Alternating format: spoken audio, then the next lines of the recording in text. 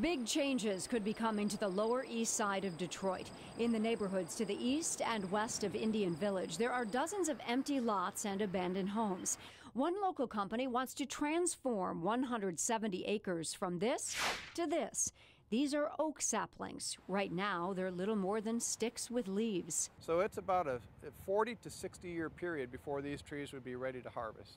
Mike Score is president of Hantz Farms, part of the Hantz Group, and the company has big plans for abandoned properties in Detroit. We would clean up those sites, remove the vacant structures, remove the brush from the alleyways, cut the grass, remove the garbage, and then plant that area to mixed hardwoods. Why hardwood trees? People have concerns about how pests would be managed in food crop production. For instance, some neighbors near this Palmer Park orchard are worried about the possibility of rodents being attracted to the fruit. And then there's also a question of whether or not soils are contaminated and how safe would food be to eat. To give the city and neighbors an idea of what a tree farm would be like, this lot was planted with about 120 oak trees, then surrounded with a few apple and redbud trees that will bloom in the spring. Nearby lots were also cleared and planted, a big difference from what had been on the sites. 430 tires and 350 cubic yards of garbage.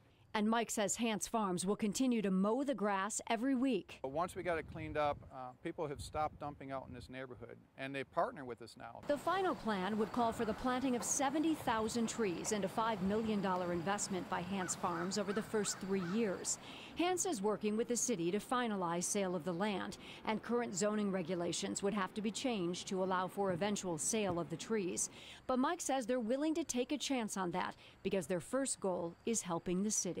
The primary purpose was to make communities more livable, to improve quality of life in neighborhoods, and it's a long-term commitment that the Hantz Group is making to Detroit. Or as Mike Score likes to say, to replace blight with beauty.